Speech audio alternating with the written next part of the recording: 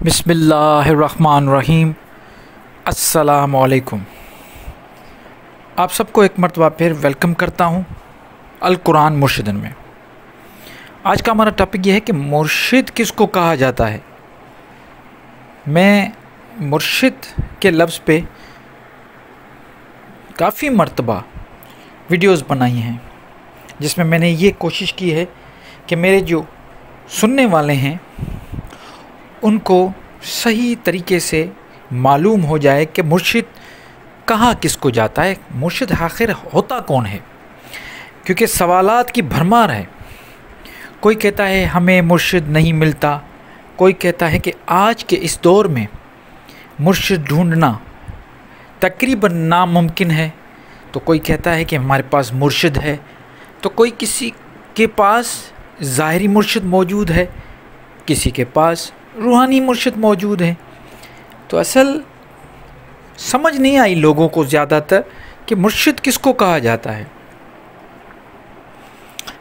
یہ میرا ایک طریقہ کار ہے، جب بھی میں کسی بھی ٹرم کو جب کلیئر کرتا ہوں یا اس کی وضاحت کرتا ہوں، تو میں سب سے پہلے اس کا جو لفظ ہے کہ وہ کس لینگویج کا ہے اور اس کی جو بنیادی میننگ، لغوی معنی جو لغت میں موجود ہے، اس کو ہم پکڑتے ہیں۔ پھر اس کا معاشرے میں استعمال دیکھتے ہیں۔ کبھی کبھی ایسا ہوتا ہے کہ لغوی معنی کچھ اور ہوتی ہے، لیکن معاشرے میں رائج اس کی جو میننگ ہے، وہ جو یوزیج ہے، وہ اس سے ملتی جلتی نہیں۔ تو آئیے آج دیکھتے ہیں کہ مرشد کس لینگویج کی زبان کا لفظ ہے اور اس کی لغوی معنی کیا ہے، اس کے بعد اس پہ بات کرتے ہیں۔ تو سب سے پہلے میں آپ کو یہ بتاتا چلوں کہ مرشد لفظ عربی زبان کا ہے۔ جب ہم عربی زبان کی بات کریں گے تو اس کا مطلب ہے کہ یہ لفظ زیادہ تر ایسا ہے کہ وہ قرآن میں یوز ہوا ہے، اور بالکل یہ لفظ قرآن میں موجود ہے۔ اب اس کا کیونکہ جو عربی زبان ہے، اس کے جو بھی تقریباً 95% سے زیادہ جو ورڈز ہیں، لفظ ہیں، وہ 3 روٹ ورڈز کے بنے ہوئے ہیں۔ آپ چاہے دیکھ لیں کہ اس کا جو روٹ ورڈ ہوتا ہے وہ 3 ہوتے ہیں، اس سے لفظ پھر بنتے ہیں۔ تو آج دیکھ لیتے ہیں کہ مرشد لفظ کا روٹ ورڈ کیا ہے۔ تو اس کا روٹ ورڈ ہے را شین دال، اس کو ہم کہیں رشد یا رشد، جو بھی، را شین دال۔ اب جب اس کو ہم لغوی میننگ دیکھتے ہیں، آپ چاہے خود بھی دیکھ لیں، کوئی مسئلہ نہیں۔ تو اس کا مطلب ہوتا ہے رہنمائی، رہبری۔ جب اس کے آگے پھر ڈیریویٹو بنتا ہے، میم لگ گئی تو یہ ڈیریویٹو بن گیا مرشد۔ تو یہ عربی کی ایک خوبصورتی ہے۔ جو بھی عربک لینگویج کو جانتے ہیں، سمجھتے ہیں، ان کو بخوبی پتہ ہے کہ جب میم آگے لگ گئی تو اس کا مطلب یہ ہوا کہ رہبری کرنے والا، گائیڈ کرنے والا، رہنمائی کرنے والا۔ اب ہمارے پاس ایگزیکٹ جو مرشد لفظ کی میننگ ہے، وہ لغت کے حساب سے ایگزیکٹ آ گئی۔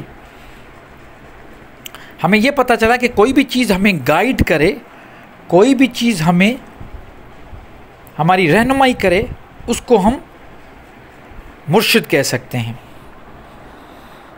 اب آ جائیں صوفیزم میں، روحانیت میں۔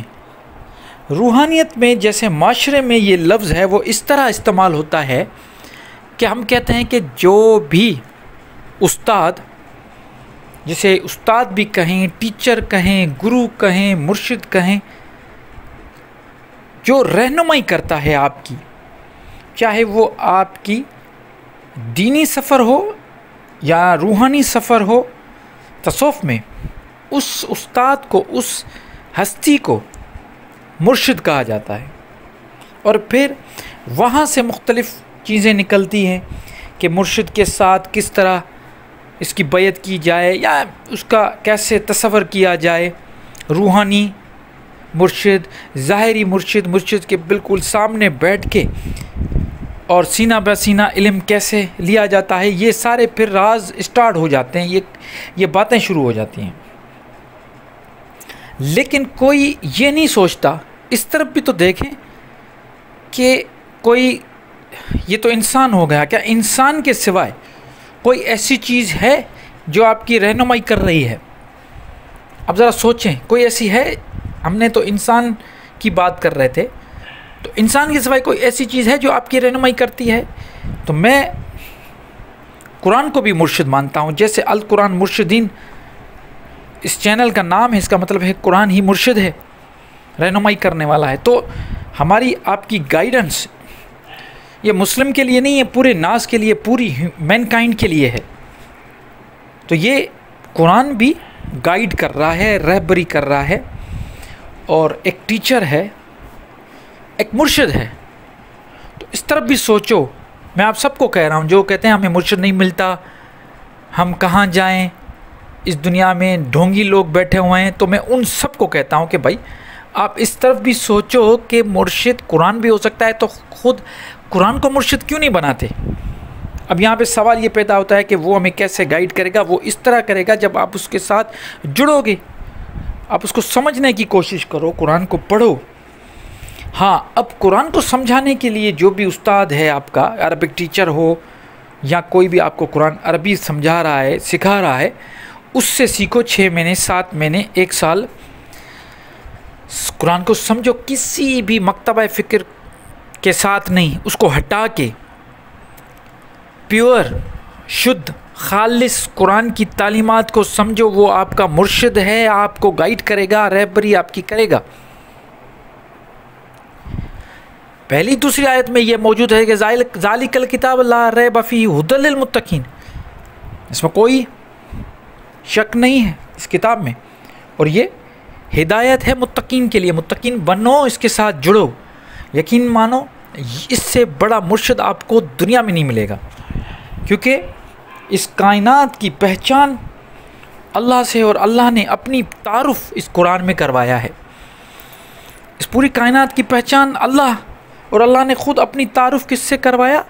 اس قرآن سے۔ تو کیوں نہ ہم قرآن کو اپنا مرشد مانتے ہوئے، اپنا رہبر، صحیح راستہ دکھانے والا، پیور گائیڈنس سمجھتے ہوئے اس کو اپنا مرشد مانیں، اور اسی کی بیعت کریں، اور اپنی زندگی اس کے ساتھ جوڑ لیں۔ تو نہ صرف آپ کو اس دنیا میں آسانی ہوگی، بلکہ یقین کریں یہاں کے معاملات تو بڑے آسان ہو جائیں گے، اتنی آسان ہو جائیں گے، کیونکہ نفس پاک ہو جائے گا۔ قرآن آپ کو پہلا سبق ہی تزکیہ نفس کا دے گا، آپ کا مرشد پہلا آپ کو کہے گا کہ تزکیہ نفس جا کے کرو۔ تو یہاں تو آسانی مل جائے گی، آخرت میں بھی، کیونکہ اس زندگی یہ تو ایک خواب ہے، کبھی بھی ٹوٹ سکتا ہے، نیند میں ہیں ہم، کبھی بھی اٹھ سکتے ہیں۔ تو اپنا مرشد بناؤ قرآن کو، چھوڑو لوگوں کے پیچھے چلنا۔ کوئی آپ کی آخرت، لوگوں میں آپ کو کچھ نہیں ملے گا۔ لوگوں نے تو رسولوں کو بھی قتل کر لیا، لوگوں کو چھوڑو۔ ہاں، رہنمائی اگر کوئی دیتا ہے آپ کو، کوئی مسئلہ نہیں ہے، لیکن بہتر یہ ہے کہ اس دور میں جتنا ہو سکے اپنے آپ کو حوالے کر کے دیکھیں۔ 1 سال کے لیے قرآن کو، اپنے آپ کو، اپنی ہستی کو قرآن کے حوالے کریں۔ میں یہ لکھ کے دیتا ہوں، 1 سال کے لیے پوری زندگی آپ کو قرآن سنبھالے گا اور کبھی آپ کو چھوڑے گا نہیں۔